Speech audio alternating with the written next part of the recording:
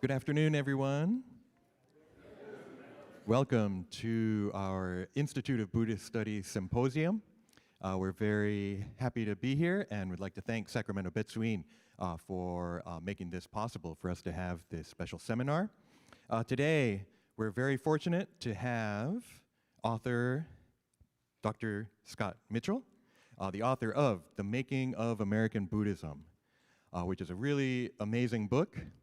I've been fortunate to hear him speak about it twice, and so I think it's really nice to have this opportunity to get to hear him speak again. He is, I'm going to read it from in here, Dean of Students and Faculty Affairs, and also Yoshitaka Tamai Professorial Chair at Institute of Buddhist Studies. That bio will need to be updated in a few months when he becomes president of the Institute of Buddhist Studies. I'm very fortunate to know him. He went to Institute of Buddhist Studies. I went to Institute of Buddhist Studies, and we've known each other for a long time, I think over 20 years. We've also worked together on the Dharma Realm podcast, which is currently inactive. I won't say that it has ended. We're also very fortunate to have another one of my friends and colleagues, Reverend Dr. Takashi Miyagi. He is both at Southern Alameda County Buddhist Church and a professor at Institute of Buddhist Studies. He'll be our interlocutor today to ask questions and be in conversation with Dr. Mitchell. I believe that last time I checked, there's one more copy of this book at the BCA bookstore here. It might already be sold, but they're going to order more, and you'll be able to order it online from the BCA bookstore. I don't normally like to recommend Amazon, but I'm pretty sure you can get the book there. And so it'll look good for him when we see more sales there, so you can order it there or possibly other online booksellers, or maybe you'll even find it in your local bookstore if you still have one. So without further ado, here I'll pass it on to Reverend Dr. Miyagi.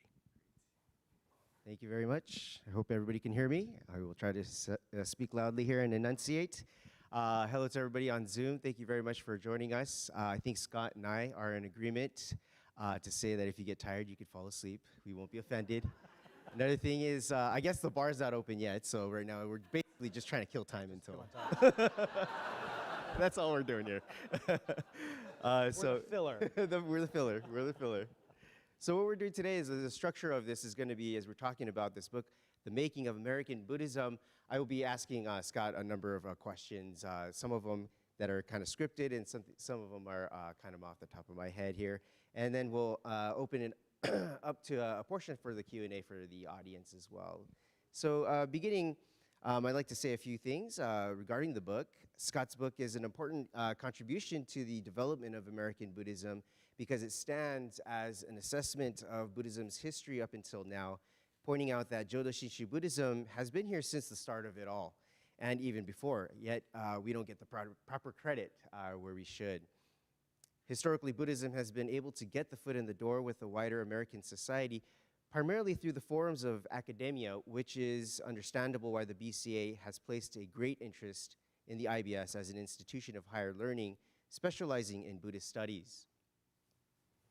But Scott's book is pointing out that we need to be making more of an effort, looking not just at these forums who seem to have monopolized what the Buddhist identity is. He is claiming that we need to understand that these forums were possible in large part because of Buddhists who were behind the scenes, Buddhists who were living Buddhism, so to speak, as well as Japanese American Shin Buddhists. So we as Shin Buddhists are currently shaping what it means to be an American Buddhist. We cannot forget this point.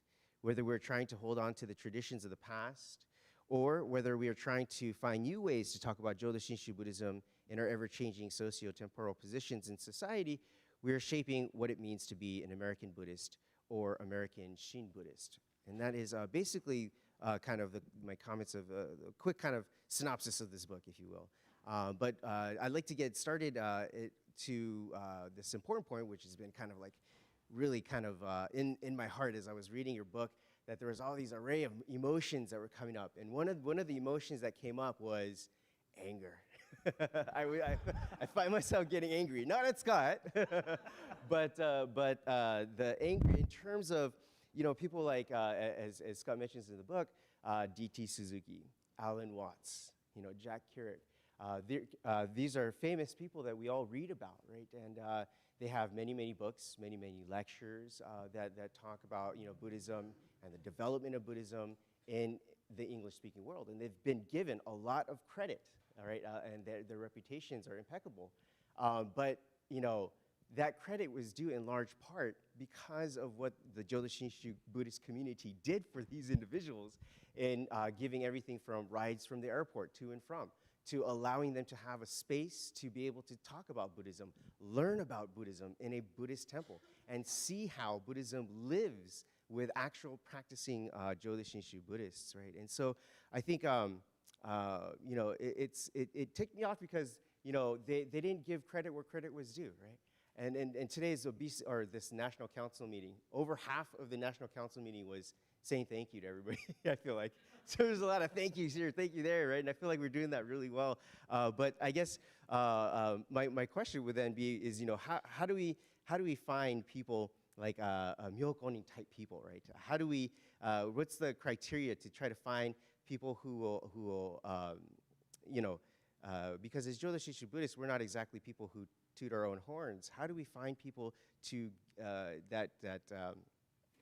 I lost my train of thought here, but how do we find more Jodo Shinshu Buddhists who could give credit? Yeah. But before I respond, I also want to echo my thanks to the National Council and to Sacramento Temple for hosting us today. It's actually really a great pleasure and a really good honor to be able to talk about this book in the context of the National Council meeting at the 125th anniversary of BCA. The book focuses on the Berkeley Buddhist Temple, primarily in the 1950s, and it looks at a publication that was called the Berkeley Busse that was started before the war, and then it picked up again after the war through the 1950s. And as Takashi said, a lot of the bulk of the writing in the Busse was from Nisei, was from young Nisei Japanese Americans who were really active in the YBA, the Young Buddhist Association at the temple. But then they opened it up, and they attracted these other folks to come, like D.T. Suzuki and Jack Kerouac and the Beat Poets and Gary Snyder. And when we think about the history of American Buddhism, oftentimes the way that story is told is by focusing on that later generation of those folks who came in the 1950s and 60s and popularized Buddhism to a wider audience, to a white audience. Just call a spade, right? But what I really wanted to focus on in the book is to sort of push that narrative back a little bit and recognize that Jodo Shinshu temples were here in the United States for 50, 60, 70 years before all of that popularization of Buddhism really happened. So I think your question is really why do these guys get all the credit, and how come we can't assert the credit ourselves? Is that what you're asking? Yes. Why are we? I guess to structure my question again, why are we getting looked over, stepped over, and how do we prevent that from happening in the future? Yeah. Oh, I don't know. Great answer. I don't know about the future. I think it goes without saying. I think particularly in this audience, I think everybody here knows the history of this community and the history of your families and the history of your parents and grandparents. Part of the reason why Buddhism, particularly Jodo Shinshu and Japanese forms of Buddhism, get passed over or overlooked in the first part of the 20th century has everything to do with the anti-Japanese sentiment that was happening at the time. One of the reasons why I got interested in this topic is because by the 1960s, Buddhism is becoming becoming associated with all these sort of modernist ideas, like Buddhism is a peaceful religion, right? How many of us think Buddhism is a peaceful religion, right? That's sort of when I tell people I'm interested in Buddhism, they're like, oh, you must be very calm, peaceful. Those sorts of stereotypes get popularized by the mid-1950s. Prior to World War II, and this is where Duncan Williams's book American Sutra comes in. If you haven't read American Sutra, don't buy my book, buy his book. American Sutra is all about the internment experience, and he shows that the United States government was profiling and surveilling Japanese organizations. They had lists of the people that they were going to arrest, the people who would get arrested first if there was if war broke out between Japan and the U.S. And Buddhists were the top of that list, right? So in the 1920s, 1930s, early 1940s, Buddhism is not this religion of peace where everyone's happy and calm. It's this religion that's associated with the Japanese Empire, with militarism, with violence, right? How do you go from that stereotype to peaceful, everybody's happy religion in the course of 10 years? We did that. The fact that there were Japanese American Jodo Shinshu Buddhists who were writing and publishing work and arguing very specifically for a vision of Buddhism that was compatible with American values, that we're basically saying Buddhism is a peaceful religion, Buddhism is a civilizing religion, Buddhism is the best religion. This is what these guys are saying. They start this momentum that I think that the later popularizers that we know that are household names sort of pick up on and just carry it forward. But that question that you're asking, well, how come we get passed over, I think has everything to do with that political animus that's going on in the first part of the 20th century. Yeah, one of the things about the book that really stood out to me, and I'm just going to read this here, is Nisei are not arguing that they are, quote unquote, better minorities than other minorities. Indeed, they are not claiming to be good minorities. Rather, they're claiming to be good Americans. And I felt like that really jumped off of the page, and I think that's really what they were trying to do, and that's currently what we're trying to do right now as it stands too as well. Do you have any thoughts on that? Yeah, and I think this is also part of the issue. One of the reasons why folks like Alan Watts people know Alan Watts? If you haven't, but if you're not familiar with him, I strongly suggest going into the weird corners of YouTube. Because Any videos? later, toward the end of his life, he passed away in 1973. He became a minor media celebrity, and a lot of these old movies that were made of Alan Watts have been put on YouTube, and some of them are just really trippy. I bet Reverend Bridge would like them a lot. You know, they're sort of psychedelic, and he's wearing weird clothes, and you know, where was I going with that? Right. So part of the issue here is that in the mid 50s and 1960s, there became this fascination with sort of the exotic other, right? Like Buddhism is this exotic other religion. Meanwhile, Nisei are doing everything they can to prove that they're good, honest, normal Americans.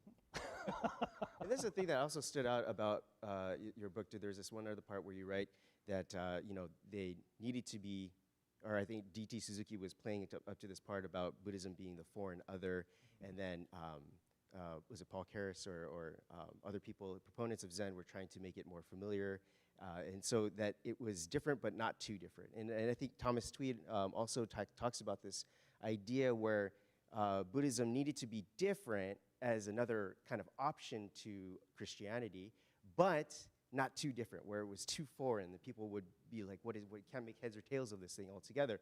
And so that was another dynamic that we had to kind of try to grapple with as a Sangha. Yeah. Another thing that you mentioned is David McMahon's articulation of Buddhism. He uses the word de-traditionalization, demythologization, and psychologization. Try saying that 10 times. Psychologization. Gosh. Anyway, these are the three characteristics of what modern Buddhism is trending towards. Do you have any kind of thoughts to this, or do you have anything that you want to add on to this? Yeah, you know, first of all, academics just love to come up with words and make up words like psychologization. Yeah. And what a lot of scholars of Buddhism have talked about over the last 20, 30 years is what I write in the book is this question of what happened to Buddhism as it became modern. What happened to Buddhism as it became more of a global religion, as it interacted with modern Western society. And a lot of scholars have, in McMahon's book, coincidentally, it's called The Making of Buddhist Modernism. I sort of stole that from him. Is really all about that process of the way in which Buddhism sort of gets transformed into a modern religion. And this is where we get into the stuff about Buddhism being a peaceful religion, a scientific religion.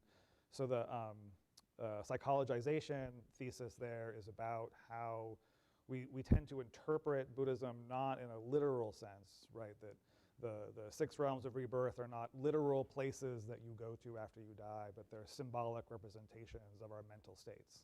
So the realm of Asuras, or fighting gods, is a reflection of our angry, or of Tadao's angry mind. And this is sort of a modern interpretation of the tradition. A lot of the scholarship that's been done on this historical process tends to focus on folks like D.T. Suzuki, on the Zen tradition, on the Theravada tradition out of South Asia. And there's been a ton of scholarship that's been done on Jodo Shinshu modernists in Japan.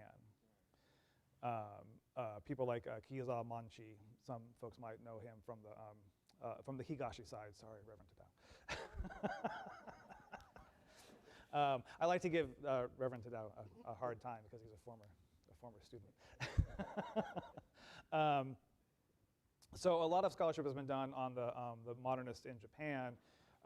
And what's interesting to me is that a lot of those historical processes were happening at the same time that BCA is getting established. So most of the ministers who came here 125 years ago were educated in the exact same universities as D.T. Suzuki's teachers. They were being raised in the same sort of historical context. And so, of course, they're going to have the same ideas as they come to America to spread the Dharma. But for some reason, there's been very little scholarship on North American Jodo Shinshu Buddhists in the same kind of way. And when you look at the material that I'm looking at in the Berkeley Busei, all this stuff is all over there. Again, the Nisei Buddhists are talking about Buddhism in very specifically modern kinds of ways, in the exact same way as all these other people who've gotten way more attention. Why do you think that is, though? Why does Jodo Shinshu kind of get overlooked? Is it because it's perceived as this ethnocentric tradition, or that it's perceived as being too similar to Christianity or some of the other maybe Abrahamic traditions? Is that kind of why it just doesn't seem interesting? Yes and no, all of the above and more. So Galen Amstutz, many folks might know him. He's done a lot of work on Jodo Shinshu Buddhism in the modern world. His book, Interpreting Amida, which came out quite a while ago, he looked at a lot of the first European encounters with Japanese Buddhism, Jesuit missionaries who came to Japan hundreds of years ago. And the Jesuits, when they come to Japan, they say, Jodo Shinshu looks too Protestant. The way that Jodo Shinshu, this idea of grace and faith, and Shinran's a reformer like Martin Luther. So the Jesuits, being Catholic, are like, Jodo Shinshu is too Protestant. And then later, Protestants come to Japan and they're like, Jodo Shinshu has ritual and there's icons, it's too Catholic, right? So from a sort of interreligious dialogue point of view, you can't win, right? Scholars on the early generation of Western scholars who studied Buddhism inherited this idea that religions have a founder, and in the case of Buddhism, the founder is Shakyamuni, and also inherited this Orientalist idea that religions progressively get worse over time. And so everything that comes after this sort of pure idealized version of Buddhism embodied in the historical Buddha, everything else is sort of a degeneration of that. And so Jodo Shinshu, being a much later historical development, is really sort of looked at as not great. As Japan sort of enters the world stage in the first part of the 20th century, a lot of Jodo Shinshu and Zen scholars work really hard against that. For example, Kanmo Imamura, I'm sorry, Ro Imamura, Kanmo's father, from Hawaii, worked really hard to talk about Jodo Shinshu as sort of the pinnacle of Buddhist thought. And even D.T. Suzuki says similar things, that if you really want to understand the heart of Mahayana teachings, that's Jodo Shinshu. But for some reason, again, I think this goes back to the same stuff we talked about before, a lot of those discourses just get sort of sidelined in favor of the more exotic, crazy wisdom of Alan Watts and others. I kind of want to return back to this idea of forum.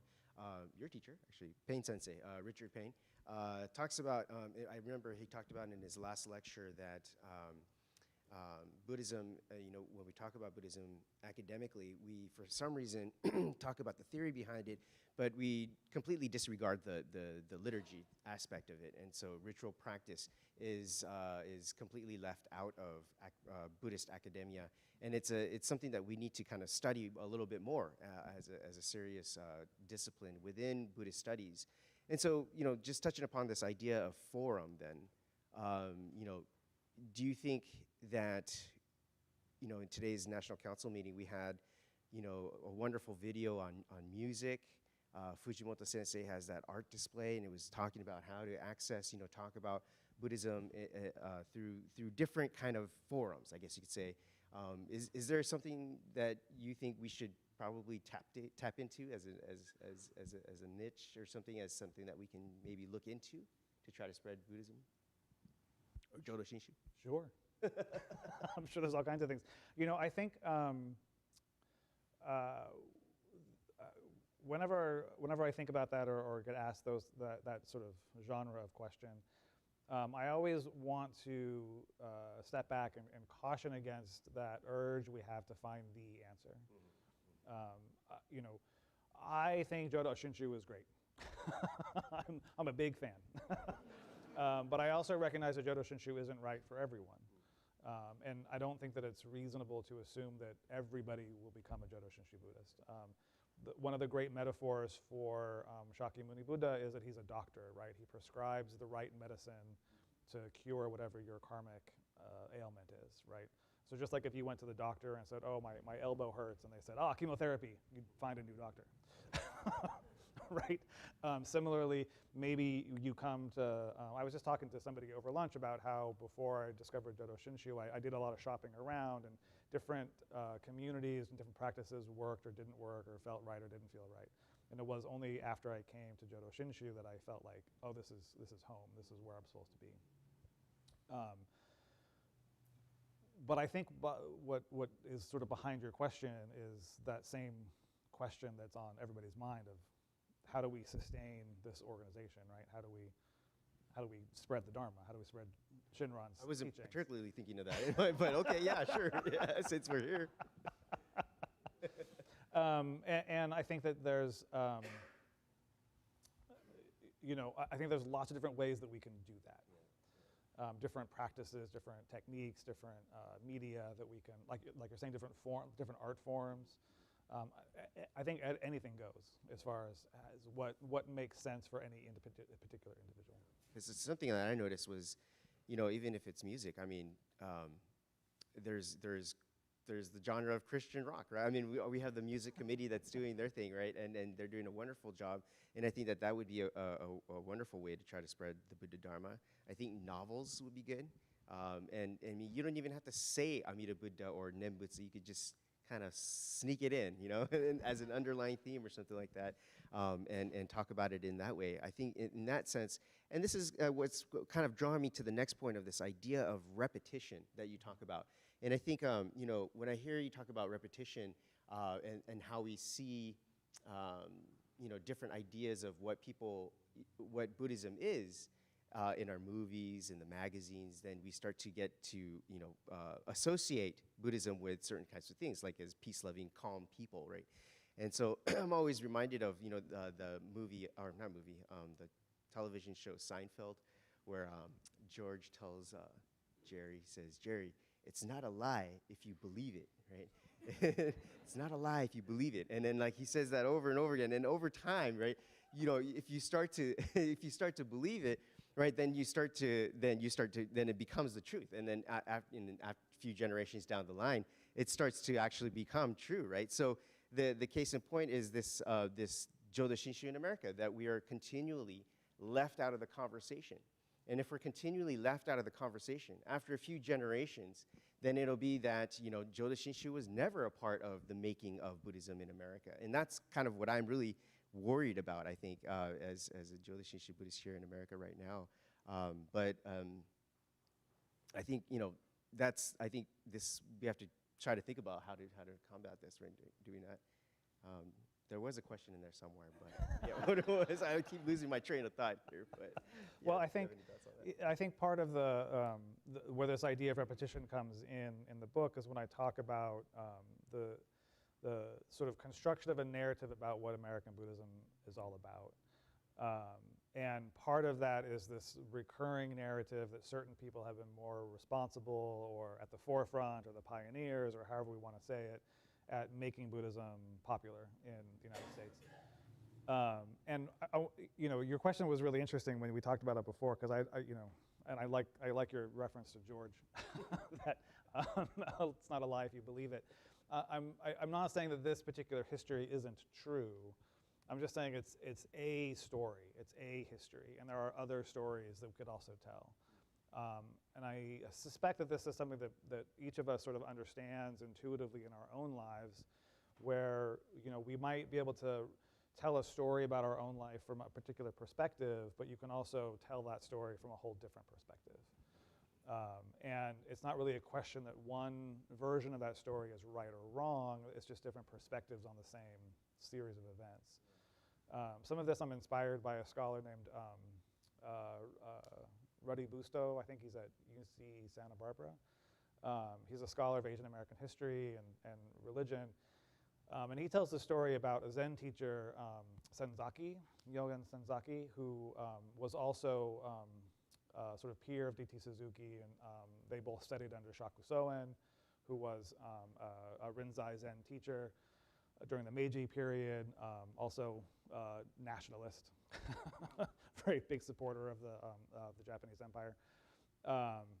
And Senzaki comes to the United States and around the beginning of the 20th century, and eventually becomes a pretty well-known Zen teacher. And later generations of his students and followers tell these stories that are very laudatory and kind of mythological almost. And one of them has to do with something that he called a floating zendo, where he would, you know, rent out a hall somewhere or a room in order to lead Buddhist services or teach meditation, and then he would pick up and go somewhere else, and people will talk about how this is innovative and how wonderful it is, and he was able to do all of this stuff. Busto's work, though, he tells the exact same story, but he focuses instead on the fact that Senzaki was an immigrant who came to the United States in the early part of the 20th century. He, as a Zen monk, would have his head shaved, but he got so much resistance from other people that he let his hair grow out, which later generations were like, oh, innovative. You know, he was an iconoclastic Zen monk and bucking tradition, but mostly he was just trying not to get beat up, right? His whole floating zendo thing was born out of poverty, was the fact that he couldn't afford to get a building. He didn't have the support of a larger community in order to create something that would be sustainable. And then, of course, he ends up at, I think, Manzanar during the war. And so both of those stories are true. Like, it's the same story. It's just that one version of it is sort of told in this mythological way by his students and followers and teachers to sort of lift up this, you know, heroic, look at all these amazing things he did. Another version is like, you know, look at the material reality of what it was like to be a Japanese immigrant in 1910. So part of what I see when we talk about American Buddhism is the sort of repetition of particular kinds of stories that get told over and over again. And I argue that the reason why we focus on different kinds of stories, that's really a reflection of what we as a culture, as a society, value. America, generally speaking, Americans really like the sort of, you know, pull yourself up by the bootstraps, you know, Lone Ranger guy who goes out and saves the day and the heroic quest and all of that. Those are the things that we value, and so those are the stories that we end up telling. What we don't tend to focus on is People behind the scenes. yeah. all of the people who probably aren't in the room right now Right. that yesterday we applauded for, right? Who were working in the kitchen, who were serving all the food, all of those folks, you know, all of your ancestors who literally built this building, all of that work we conveniently don't talk about. But it's impossible for somebody like D.T. Suzuki to become D.T. Suzuki without somebody Giving him rides to the airport to and from, yeah. serving him meals and these kinds of things. Yeah, absolutely. I also like that you use in your book, lived religion is messy, to say that there isn't just one way to talk about Jodo Shinshu, that there's many different ways to talk about Jodo Shinshu, and everybody's got their stories. And that collective whole is what is making American Jodo Shinshu Buddhism currently as we speak today. Tom, I promise I'll get to you in the Q&A session. I see your head, sorry. Thank you. But the other thing I wanted to talk about, which is a burning question of mine, or something that I really, really would like you to talk about a little bit more, is this notion of that directly after the war, as a way to combat communism and communist sentiment spreading throughout the world, the U.S. government had a hand in backing Buddhist studies, right, to try to combat that. And that was just something that it makes perfect sense now that I think about it, but it didn't occur to me that was definitely an interest that the U.S. government had, was to in order to try to curb communism, was to put more muscle into funding a lot of these programs. And so I thought to myself, you know, there's this ulterior motive to the U.S. government funding these different programs for Buddhist studies. And, you know, I'm a product of that. So I'm a little bit mad, but at the same time, I can't be mad, right? That I need to be grateful even to the U.S. government. I think somewhere in the book, you say you need to be grateful to even the people, your enemies, right? Or your people that you don't like, or these kinds of things. Yeah, in your book, in your epilogue. And I think that, you know, it's true that I'm a product of this enterprise as well.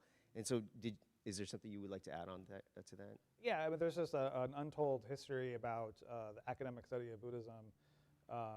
People were studying Buddhism before World War II, obviously, but one of the things that happened after the end of the Second World War was the, global politics shifted such that now we enter the Cold War, and the superpowers of the USSR and the USA, and so the US government creates this new organization called the CIA, and the CIA is very interested in and invested in making sure different parts of particularly Asia remain free, democratic, capitalist societies.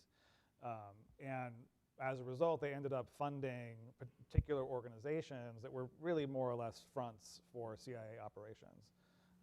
The big one was an organization which is now called the Association for Asian Studies, but back in the 40s and 50s it was called the Asia Foundation. And they funded scholarship to all kinds of people to learn Asian languages, to go to Thailand, to go to Vietnam, to go to Japan, so on and so forth. This overlaps with the Japanese American experience because, as I'm sure many folks in the room know, when in the post-war period, when Japan was occupied by the U.S., the U.S. Government conscripted lots and lots of Japanese Americans to go to Japan to be interpreters, basically, on this dubious notion that, just because you're Japanese, you somehow innately have an essential characteristic that you'll immediately understand what the Japanese mind is like. So you're going to help me as I go and conquer Japan, right? Which of course didn't work out at all. All of the Nisei who write about this in the Berkeley Busei say that, as a Nisei, yes, I have a connection to my Japanese heritage, but the Japanese who live in Japan can immediately spot that I'm an American. They know that I'm not from Japan. And so there's all these sorts of tensions going on. But there's all this government money that's just being dumped into these projects to help further the understanding of Asian religions. And this, I think, is part of the point of this, is that there's this stuff that we can sort of see on the surface, and then there's all this other stuff happening behind the scenes that we don't really look at or don't acknowledge or talk about. And some of it is the Fujinkai, the folks who are in the kitchen, that is nice to talk about, and some of it is sort of seedy and part of the CIA. I don't spend too much time talking about that in the book, but there's been a lot of interesting historical scholarship on that in the last couple of years that is just fascinating. That's fascinating. So I was on a ride not to the Pure Land, but to the Pentagon. Yes. You know? But I can see why there's a lot of interest in like Tibetan Buddhism and there too as well. I'd like to move on to this. In the epilogue, you talk about this idea of utopia, where we deconstruct by critiquing and we construct through an act of generative play. Utopian thinking is to acknowledge that the world as it is now is not ideal. And then you then explain why we should try and right the wrongs despite the many failings and mistakes we might make along the way. So, but my question is it a matter of simply just giving recognition, which is an important thing to do, right? I agree with that. It's something that we totally need to do. Giving credit where credit is due, saying our proper thank yous to the right people, right? These kind of things. But is that enough? You know, and I think to myself, you know, how many people sit and watch through the entire movie with the credits at the end? You know, at the very end, and not too many people do that, I don't think, right? Where they sit and watch the credits all the way till the end. But you know, do we just kind of run our credits and then call it a day, or is there something that we should do? Like, do you have a broader goal in mind that you think we should do? Yeah, you know, the book ends with a sort of epilogue that I wrote, and I'm actually really surprised that they let me keep it, because it's very speculative. And I wrote it in part because a lot of the book is about like the Beat Generation era, and I kind of wanted to write something that was more playful than the straight academic, boring stuff. No, the whole book is exciting. It's not boring at all. Sorry. But I also acknowledge that I spent the most of the time that I spent writing this book was during 2020 and 2021, which was a weird time. And it was very strange to be writing this book about, you know, this particular historical period while we were living through this clearly historical moment. And how do I, as a historian, sort of reconcile the work that I'm doing and relate it to the past? And so I was thinking about, you know, issues of time and all of this stuff. This idea of utopian thinking comes from another Jodo Shinshu scholar named Melissa Curley. Melissa Curley's book is, her work is really, really great, and she's a really wonderful scholar, and she talks about utopian thinking in the context of sort of modern, late 1800s in Japan. And so I was thinking about this community that popped up in Berkeley with the YBA and all the work that they were doing, and how did they create all of that? And I think that's pretty much the gist of this. You're right. Like the half of what we did this weekend was say thank you to people. Watching all of the credits go by in the movie is very important.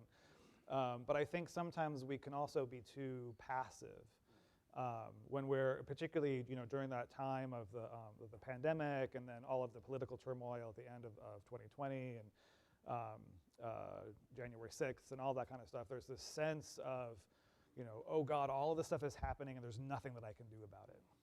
And I think that oftentimes people feel like they have to, again, come up with that one idea. I'm gonna save the world. I'm gonna do all of this stuff. But, you know, that's just not realistic. Because you do mention the word, you say micro utopias, right? So like, you know, what is it that we can do within our respective realms, which may be smaller than yeah, so what can we do within our own small communities? You don't need to go and save the world, but by doing little things, right? Yeah, and so there's a way to sort of think about, you know, having more agency or control over the institutions that we already have. And honestly, that's what National Council is all about. You know, we're not passively letting National Council happen to us. We are all actively engaged in National Council, even if I don't have a paint stick. Part of my being here is creating this experience that we're having. Again, you know, somebody built this building. There was a committee. I'm sure there was a committee who came together and said, we need to build a new temple. and they organized it, and they found people, and they did all of the work, all of the labor that's necessary to create this. And in the process of doing that, you're creating Sangha. And you have the choice in that to create a Sangha, which is, who yesterday was talking about, sometimes we don't like each other, right? Like, that's a choice. You can create institutions that are sort of defined by conflict or whatever, or you can decide to create institutions that are, sort of the best of what you can do, right? Or as Reverend Yamaoka used to say, do the best you can with what you got. Wow, that's great. Yamaoka Sensei, still speaking to us now. I'm gonna absolutely. always invoke him. Yeah, and it's great when we think about the little things that we can do right now. One of them being Dharma Forward, right? Or coming to these national council meetings and getting drunk with your friends. And those are all important things. We are live. Oh, yeah, that's right. That's why you have to come in person.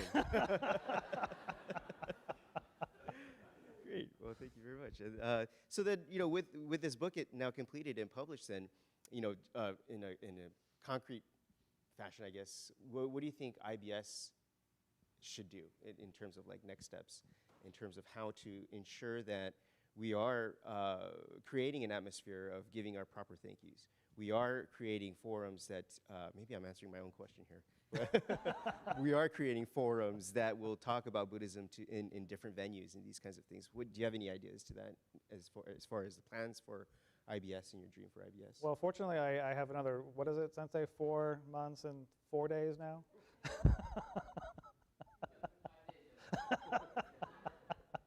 I've been at IBS now for 20 some odd years, and I think that what IBS has always done has been exactly this. I think a lot of what my own experience within this community, within IBS specifically, really comes into the book, because what we're doing is preparing people to go out into the world and share the Dharma. If any of my former students are in the room, you'll remember that I'm sure at some point in time one of you asked me, what do we do with all of this stuff when I'm a temple minister? And my answer was always, I don't know, because I'm not a temple minister. And I recognize the limits of my knowledge in that way, the limits of my skill in that way. But I have profound respect and admiration for the folks like yourself who go out into the world and confront the suffering of other people and try to alleviate that. What we can do at IBS is prepare people to be deeply grounded in the Dharma in order to best meet the needs of people out there in the world. So the next one is a hard one. What do you think BCA should do? Well, let me tell you. Too far? I don't know. I guess that is a tough one. I think actually Terry Omori said, I think it was Terry the other day, who said, we have to think at the local level. Again, there's no magic bullet that's going to fix all of BCA's problems. If I could sit here and be like, oh, do this, and then everything was okay again. We would have. Yeah. But every temple has its own unique culture, its own unique context, its own, one of the things that it's interesting to me because I became interested in Jodo Shinshu primarily throughout my time at IBS and meeting folks like Harry and Rev Matsumoto, and the first BCA temple I went to was the Berkeley Buddhist Temple. And for those who have been to the Berkeley Buddhist Temple, it looks nothing like this. Right? So my introduction to Jodo Shinshu was from a completely different perspective. And I love going to different temples to see, like yesterday, Harry and I were wandering around trying to get into this room because I really like to see what different hondos look like, because you can tell the sort of different local character of the community just by the building. The exterior, the interior. There's a story that's told. A few weeks ago, I was out at Stockton. Reverend Candace invited me out, and for those who haven't been to Stockton, it's a beautiful building. It's an amazingly huge, beautiful building that reflects a particular community. And so from that taking that idea to heart, we need to recognize that each temple has its own unique challenges, and as Terry tried to get the districts to say yesterday, its own value, right? Like what's most special about that particular temple or that particular district. And then fortunately we can come together and share that knowledge, right? Because even though we're all different, we're also experiencing a lot of the same issues, or we can at least say, oh, yeah, we had that same problem, and this is what we did. And maybe that'll work at your temple, maybe it won't, but at least you can have that conversation because we're all part of the same, the larger Sangha. Yeah, that's great. Yeah, it's just like what Terry said, that BCA is made up of all the local temples. So on the local level, bringing out the characteristics that make your temple, that make your community shine, I think is a great way to go about this as next steps to do. Yeah. What are, let's see, in contrast to your assessment of Shin Buddhism in America, can you think of instances where Shin Buddhism has made an impact that has affected the wider American society? I have two thoughts on that. On the one hand, I've been really impressed over the last few years.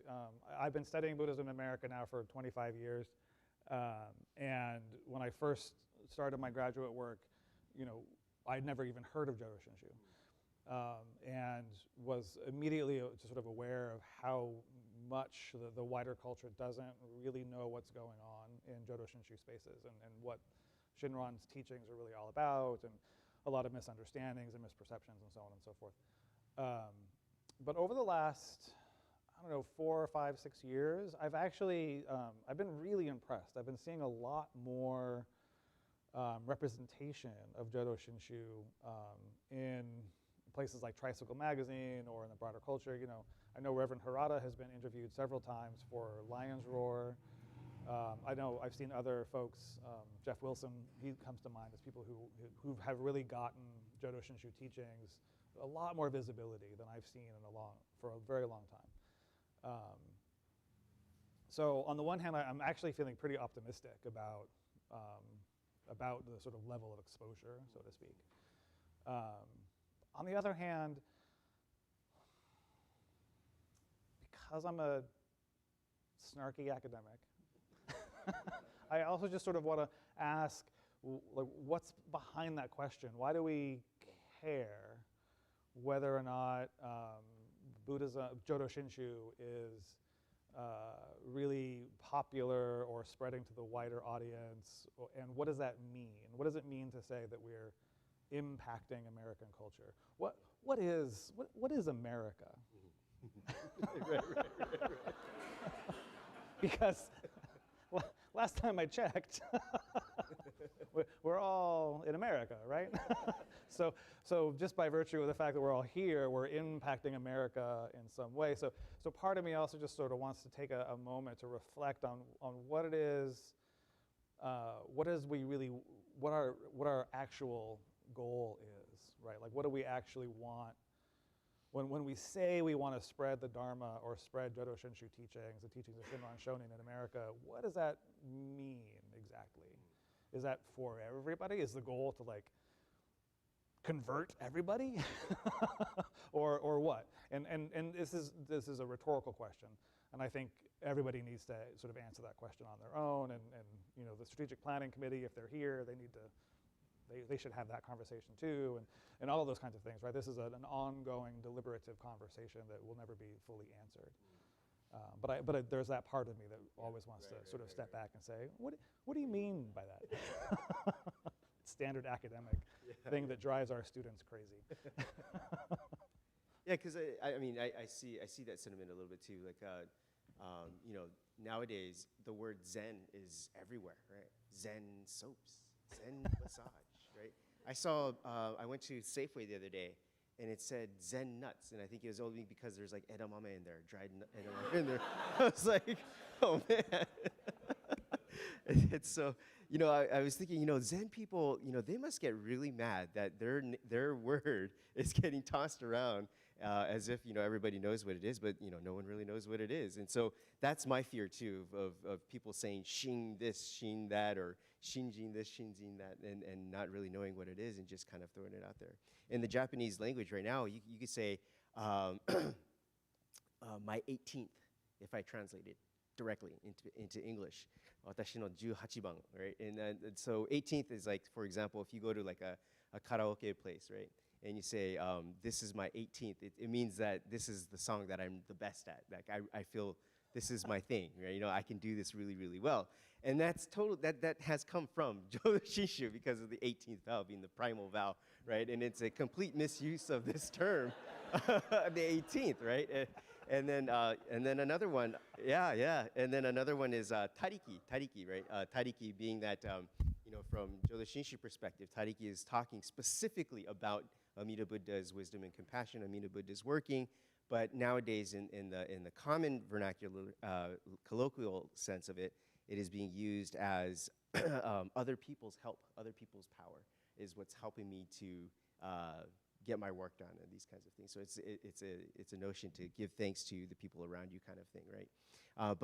Anyway, so that's kind of my concern of how hoping that Jodo Shinshu terms don't get misused. But I think religion is messy, as you just said. Some people are gonna understand that, and some people aren't gonna understand that, and they're gonna just use those words, I guess. Yeah, but it's an interesting reflection to think about how there are sort of slang terms, right, in Japanese cultural context that come directly from Jodo Shinshu teachings.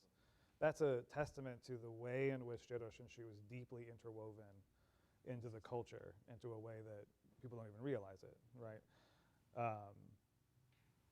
So when you say, what does BCA need to do to make Jodo Shinshu more, whatever, is that what we're talking about? Right, because that's a whole different thing than, membership or, fundraising or whatever the case might be. That's the kind of stuff that's going to take centuries of time. And maybe that'll happen, but it's not going to happen in our lifetimes. Shinran uses tariki 850 years ago, and 8 centuries later, people are like, oh, my 18th, karaoke. Right, so that takes time. But how that happens, I think, is through this kind of, slow sort of cultural immersion. Tenzing Han, in her book, Be the Refuge, one of the people she interviews talks about this idea of conversion, like when you convert to a religion, not as like a sudden moment that it just suddenly happens where, one day you just decide, but rather it's more like tea being steeped, that at some point, you put the tea bag in the water, and at some point the water stops being water, it becomes tea, but when does that happen? There's no specific moment in time, but it's a slow process. And I think probably something similar is happening with the way Jodo Shinshu is slowly getting out there. Great, thank you very much. So maybe we shouldn't be so worried. Maybe we should just... Yeah, just relax. Yeah, relax. Have a drink. Tariki. Well, okay, I think we've come at a good point in the conversation. Maybe I could open up the floor to anybody who have any questions. Tom we'll has go a with question. Tom first. Oh, I have a question for Dr. Mitchell. In your earlier remarks, you mentioned about this is especially true during the pre- and post-World War II time period, in which there was a sort of a non-acceptance of the Buddhist religion here in this country, and that was there was an aversion to Buddhism because it was a, quote, foreign religion. Now, I'm sure you know that the first thing that happened after the start of World War II was they arrested all the priests right off the bat. Yeah. And that was an event that I think it kind of reminded me, is that because of racism or is it because of religion? And I wonder what your thoughts about, is it a racist issue or is it really a religious issue and they just didn't know anything about Buddhism? Both. And I'll just, in full disclosure, Duncan Williams is, he wrote American Sutra, pardon me. And Duncan Williams was actually on my dissertation committee. So I feel like I'm his student. And one of the things that Professor Williams says in American Sutra is that it's both race and religion. And one of the ways that he shows this is the reason why the FBI and the Department of Defense arrested Buddhist priests first is because they had lists of people who were deemed more likely to be seditious, more likely to be sympathetic to the Japanese project, more likely to be possible saboteurs. And that list started with Buddhist leaders. And then the leaders of Japanese civic organizations, and then Christian ministers. So from one point of view, it's all about race, because they're all Japanese. But on the other hand, it's also about religion, because they've clearly made these decisions that Japanese Christians are more likely to be American, more likely to be supportive of the American war effort, whereas Buddhists aren't. Now, does that mean that they knew something about Buddhism or didn't know something about Buddhism or misunderstood Buddhism? No. What it means is that they were, I'm so sorry, yes, it does mean they don't really understand Buddhism, but what does that mean? I don't know. I don't know if we can know that the DOJ or the Department of Defense knew anything about Buddhism or didn't know anything about Buddhism. They just knew that there were Japanese people in California and the West Coast who had these temples with the big Dharma wheels and the swastikas on them, and they're bad, and we got to lock them up. And they're more likely to be a terrorist than a Japanese Christian. Go back to Dr. Williams' book, and I was surprised at his book. He talks about how, in fact, that again they arrested all the Buddhist ministers, and then they didn't do that with wholesale with Christian ministers. And in fact, they had tried to use the Christian ministers to infiltrate, if you want to call it that, the Buddhist community to find out what those folks were doing, or they're saboteurs or whatever. So it was kind of interesting. They looked at the Buddhist Japanese Americans as foreign and a danger, of saboteurs, whatever, and looked at the Christians, Japanese Americans, same kind of folks, except they were more accepted because they were Christians. Great, thank you. Quick question. Do you know if there were any, if there's been any documentation, if there's been any collection of the types of sermons that were or hoa, sorry, I should use the word hoa, that were given by the Issei ministers and like the ministers pre-war, who came to Japan, like the ones that we see, cataloged in the pictures of every temple, those Issei ministers from like 1919 and 1912.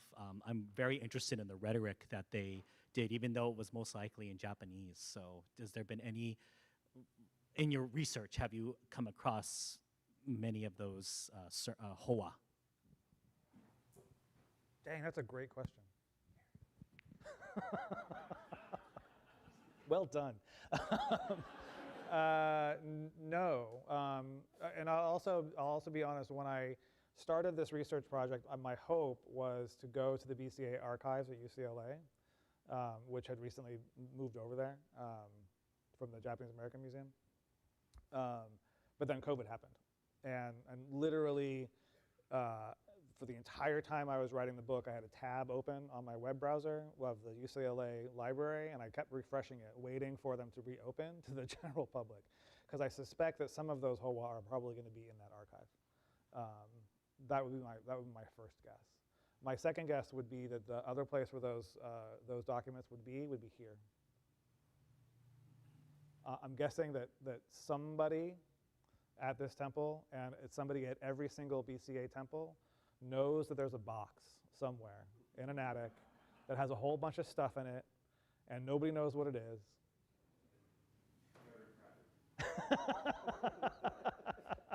And I know this because that's one of the things that I discovered when I was doing this, is that, the Berkeley Busse was published. It started in 1939. stopped during the war, came back in the 1950s, and it was an annual thing that was published every year from 1950 to 1960, except for 1959. And I don't have any idea why, and I looked everywhere, and I hooked up with Reverend Kuwahara and some folks at the Berkeley Temple, and they found boxes of stuff, and there was some amazing stuff in those boxes. I don't recall offhand if there were any Hoa, but I say this because all of us are sitting on just treasures. All of our temples are sitting on treasures of historical material, most of which is not organized. Now, please don't take this to mean that I want these archives. We have a serious storage problem at the Jodo Shinshu Center. But that's where I would go to look, to just to know that there is probably documentation in all of our temples that we don't know what it is, and particularly from this earlier generation. Now, from the really early stuff, that would be really difficult because then you have to deal with the war, right? Because a lot of the pre-war stuff was either lost or destroyed, or literally burned or whatever during the incarceration period. So that would be the tricky part.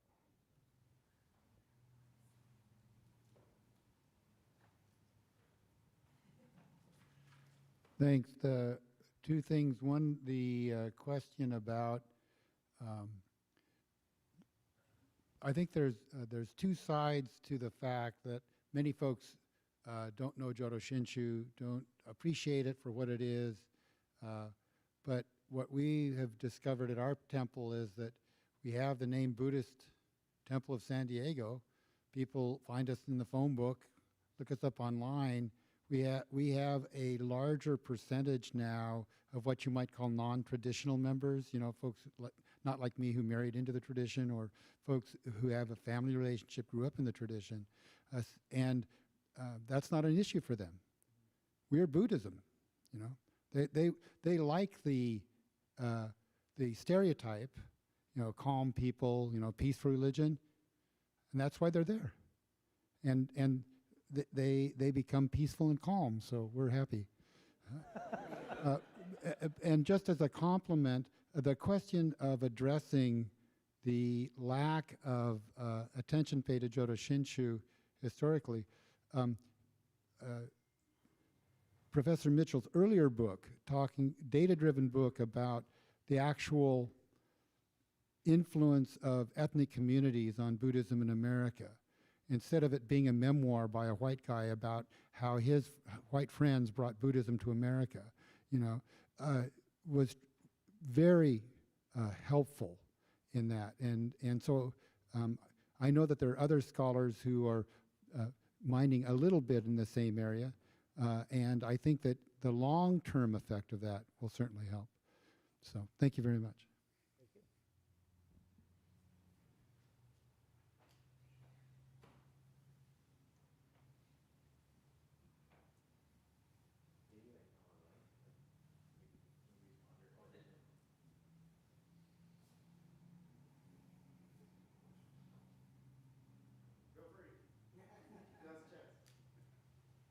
Captive audience.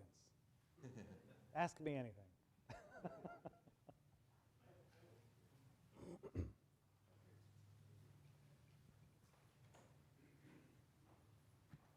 This may be related to what you were saying about religions decaying over time. But one thing I've noticed is, and it has to do with Buddhist modernism as well, but a lot of people are looking for a monastic guru, or kind of idolizing a teacher. And we're a non-monastic tradition. And one of the ministers here, they always tell me things behind the Nijin before service starts. But one of the senior ministers told me that there's always been two equal but separate paths in Buddhism.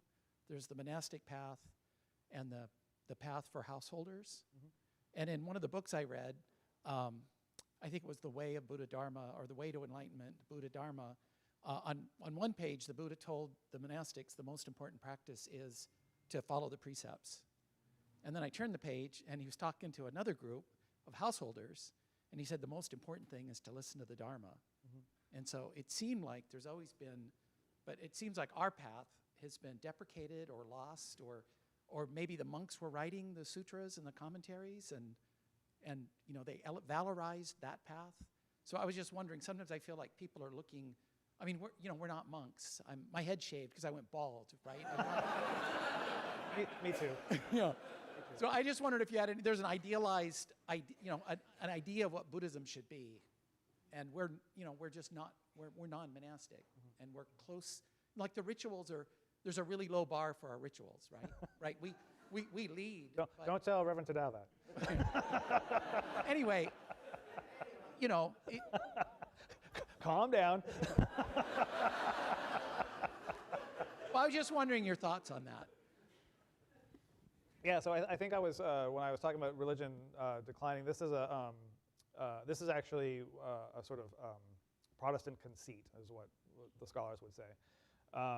Basically, the sort of meta narrative within Christian theology is that God created the world in 7 days, and human beings were perfected in the Garden of Eden, and then a talking snake came and screwed everything up, and then ever since then we've been in decline. And so that decline narrative, waiting for the Savior to come back, is sort of built within a Christian theological perspective. 19th century Orientalist scholars who first started looking at Buddhism subconsciously took this with them and read the Buddhist tradition in a similar way, saying there was the founder, who was Shakyamuni Buddha, Siddhartha Gautama, and then everything goes downhill from there. So implicit within that is a whole set of value judgments about the purity of some originating source, this idea that things can't change over time, so on and so forth. There's a lot of stuff in there, and I could go off into a lecture into lots of different directions. It would be really fun. but hospitality is coming up soon, and I'm aware of it. So I think that this then dovetails with a more contemporary, and I would say not necessarily uniquely American, but pretty uniquely American idea of, again, sort of the lone heroic figure, right? A lot of our cultural narratives focus on an individual who has some sort of special ability, who rides in and saves the day, or flies in on an X-wing and blows up the Death Star, right? It's an individual who is able to overcome whatever adversity he is experiencing in order to save the day. That cultural expectation, I think, gets unconsciously projected onto Buddhism. And so if you have that unconscious sort of assumption going on and you're looking for a new religion, of course you're going to gravitate toward this sort of guru-disciple kind of relationship, because that's going to feed that desire that you have, right? And so if that's how you're approaching your religious path, and you wander into a Jodo Shinshu temple, and someone's like, oh, you got to help me, pound the mochi and clean this and do that and whatever, you're going to be like, what are you talking about? Where's the monk who's going to teach me how to, meditate and use the Force? And that's just not what we do. Now, I don't think that there's anything wrong with any of that. Like, again, I think that metaphor of the Buddha being a doctor is really important. I think that's really, and you said it yourself, right? Like on one page, the Buddha says to a bunch of people who have forsaken the home life, they've voluntarily given up any ties to family, children, the wealth of their forefathers, and so on and so forth. And he says, that's the best thing that you can do, and that's how you're going to get enlightened the fastest. Come along, let's do it. And then on the next page, he says, oh, you want to stay home and raise the kids and have your 9-to-5 job and so on and so forth. Great. That's awesome. Listen to the Dharma. Because not everybody can be the heroic monk. I know I can. Anyway, lots of dumb Force jokes just came to my head. So the point here is that every person has their own unique karmic causes and conditions, right? Even though the Tani show is not necessarily not everybody loves the Tani show, but there's that part of the Tani show where Shinran's student comes to him and says, asks a question about karma, and Shinran says, if I asked you, I'm totally butchering this. You know the story. Shinran says, if I told you to kill 1,000 people, would you do it? And his student says, no, I wouldn't. And Shinran says, of course not. That's not your karma, right? Our collective karma in this room brought us here, not to a Zen temple, and that's okay.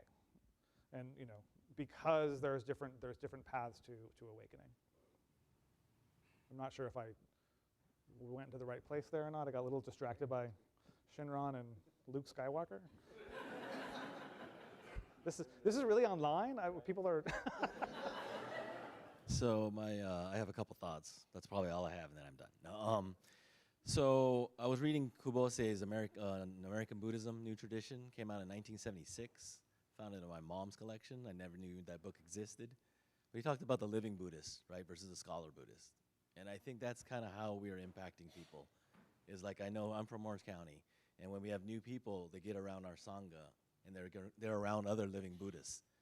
And that's when they get it, because of how this all affects our lives. And we all have people in our Sangha. They go out professionally to whatever they do, and they impact people's lives because they're Shin Buddhists, right? How they think, how they approach life, how they raise their kids. So I think in the bigger context, I think that's kind of the glue, right? Where we're living examples of this. And I think that's how, instead of, you don't read about it, you get around it. A lot of these people, like, they were nightstand Buddhists. They came in, right? They were trying to study. They were trying to find it. But they really found it when they got around the Sangha, because they saw how people raise their lives and things like that, right? And I like to quote Michiko's, I use her thoughts where she said she looks at Orange County Buddhist Church as an investment, right? She's willing to put her time and resources into something because she wants her kids to be raised around these families, right? I mean, that's a profound statement from the outside. Who would want to do that? Well, who thinks like that, right? But then when you come around us, and that's all of us, right? I love the BCA calendar. We can look at that. It could be any chapter in there, and it all looks the same, feels the same, because you know how these people are raising their kids, how they are professionally, right? So I think that's kind of, maybe that was Reverend Marv's vision too, of like, that's how you open it up, but by living it, right? That's one thought. And then the second thought, my family's from Hawaii, and Hawaii didn't go through the incarceration. I mean, they did take ministers and this and that. So I'm wondering if some of these hoas is there, because some of that may have not got destroyed. In fact, my uncle's house may even have something, because when the Monshu came to the Big Island, he took a picture with him on every one of their chapters, and he was gathering stuff, right? I don't know. I haven't been back there. He's passed away a while ago. But I'm just wondering if Hawaii could even help us maybe look further at if there's anything written down or things that pre-war, right? That was the question, I think. But anyway, that's a great observation. And thank you for bringing that up. Back in summer of what year is it? I think it was the summer of 23. I was invited to Hawaii. I spoke about this research, and it was really wonderful being in Hawaii. You guys worked me. I had to go to like 14 temples. But it was really lovely because Hawaii is really different. The Hawaiian Shin experience is really different for a lot of the reasons you just said about the different experiences with the internment and so forth. So yeah, to dial back to your question, absolutely, that would be a good place to look. Again, Reverend Imamura did a whole lot of work, and one of Imamura's most famous essays is this essay called Democracy According to the Buddhist Viewpoint, which is a great essay that he wrote during the last global pandemic in 1918. And he actually, when I first heard about this essay, I'd read it, years and years and years ago, and it's an English essay. And then a student of mine found it, and it's actually bilingual. It's both in English and Japanese. So I suspect that that kind of stuff that you're looking for is there's probably a ton of it in Hawaii. Hello, thank you. I want to actually build off of that a little bit. For some of our smaller temples that do have archival rooms that are basically just boxes stacked up in the back. What would you recommend we start to do to try to maybe save some of this history that we have? I think there's a BCA committee, the archive committee. So I'm not sure who's on the archive committee, or if the archive committee is here. And there's a section on the BCA website that talks about how to preserve your materials and stuff like that. So if you have any questions, our number is on the report that we just handed in. And does the BCA, are you still accepting more material that can go to the UCLA archive? We're trying to accept more digital material, and depending on if it's a physical item, we'll take it under advisement. So that's the best answer to that question. You know, Reverend Matsumoto received a whole bunch of stuff from one of our teachers, Reverend Kusada, who was one of the directors, previous deans and directors at the Institute of Buddhist Studies, and also a minister at Berkeley Temple. And we also received boxes of stuff from the Imamura family, which goes into my book. So I have, you know, a dozen banker boxes full of stuff in my office. And it's a lot to go through. It's a lot to go through. And some of it seems, you know, is it worth saving? And the historian in me is always like, yes, save everything. But there are definitely, you know, Imamura Sensei had notes for all of his Dharma talks, and he would have like 15 copies of the same Dharma talk, you know, that kind of thing. So there's questions that I think a professional archivist would be able to help answer in that regard. And then there's other things you just don't know what it is. One of my favorite finds was a letter that was written to Jane Imamura by D.T. Suzuki. The return address was, you know, D.T. Suzuki, New York, New York. And I look inside with my little white gloves on to make sure I'm not ruining it. And it's this very fine, almost translucent paper. And it's written totally in Japanese, in green ink. And it's like that, almost like calligraphy, right? It's this beautiful thing. And I'm like, oh my God, here's a letter from D.T. Suzuki. Like, this is amazing. And so randomly, Reverend Kuwahara, and you know, I'm like, you know, my Japanese is like translating handwritten Japanese from, you know, 60, 70 years ago is going to be difficult.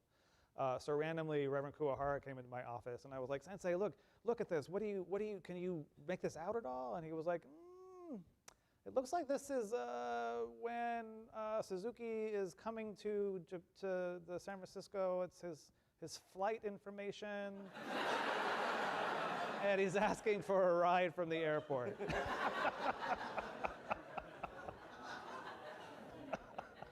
So, you know, like, that should have been an email, right? Like, do you need to, does the archive need to save that? Maybe.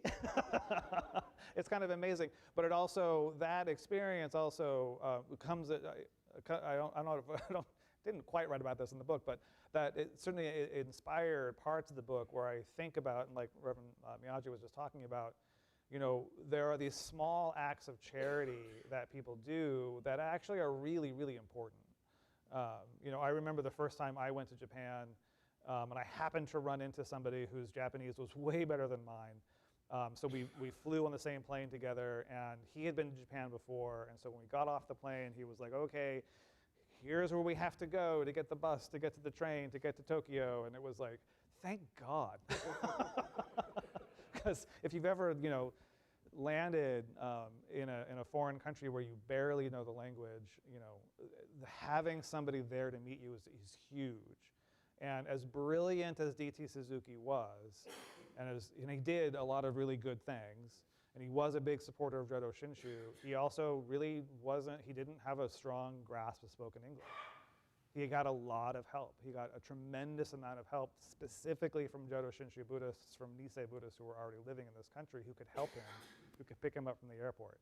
And those are the kinds of things that I think that we need to, that one of the things I talk about in the book is how we can value those things in the same way that we value the heroic Luke Skywalkers and whoever else who get all the limelight.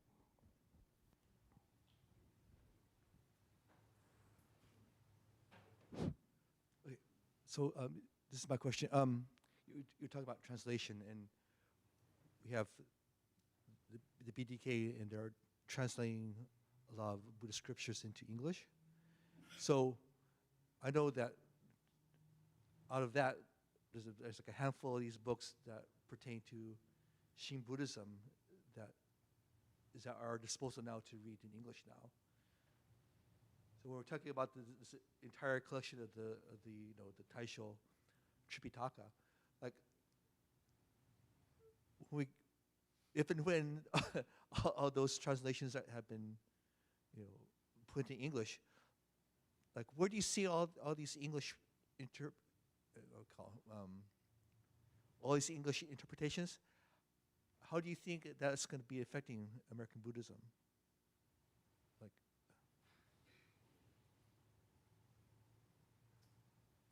that's one of those questions where I'm suddenly aware of the fact that we're being recorded. So I want to choose my words very carefully. I firmly believe that the translation of Buddhist texts is a very important project for a lot of different reasons. And this is actually something that Takashi and I were talking about in preparing for today's talk. The translation of Buddhist texts, the sort of hardcore philological scholarly work that people are doing in order to make these texts available in not just English, but other modern languages around the world. That's really, really valuable. But how many of us have read the entirety of the Kyogyo Shincho? Besides Tadao. You should face it. Come on. Don't make us look bad. So one of the things Takashi and I were talking about is that the translation work is important, but we also need interpreters. This is one of the things that Alan Watts was really good at. Alan Watts was not a good translator. Alan Watts was not a good scholar in the way that the people like us were trained as scholars. He just wasn't. He was really good as an interpreter. He was really good as a popularizer. He was really good at taking these ideas that are complicated and difficult and nuanced and making them sort of tangible and knowable to ordinary people. And I don't think that it's either or, right? It's not that we just need really good translators or we just need really good interpreters. We need both.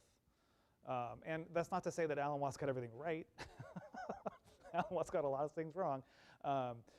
But because of that work, he made Buddhism more palatable or more knowable to a larger number of people.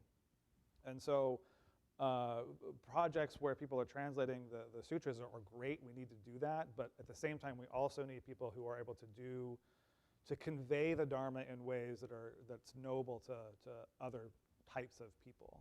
So again, I've been really encouraged this weekend, to see the art projects, Buddhist art, the song that we heard earlier today, Buddhist music, all that kind of stuff is in my view, just as important, is just as valuable as the scholarly work. They're both important, they're both necessary, but they're going to be doing different work, so to speak. Yeah, because Harry stole our mic. Thank you. Yeah, I think that also ties into what the bishop was saying about embracing the Dharma, being embraced by the Dharma. That the ministers are effectively these interpreters, right? That are also doing this important job of taking what's written on the text and then making that come to life and getting that message out to the Sangha. But it doesn't stop there, right? It's then the Sangha also has to interpret that as well and lives that in, as to Brian's point, which is to interpret that by living that out into one's life on a practical, I think, level. And I think that's where it's also important to speak to your point. But it's also to say on a concrete sense that there is a difference between interpreters and translators, that we have certain texts that are translated, we have a ton more work that we need to do, and the 7 Pure Land Masters, their works have not all been translated yet. And so we need to get on that. But at the same time, we also need people who take that and interpret that into novels, into music, right, into art and these kinds of things. And I think that that's really something that we can do as a whole. One more question. You know, I hear like Takai Sensei is talking about how anger comes up when he reads these. But I was wondering, don't you think a lot of it was our own Sangha who didn't want to be found?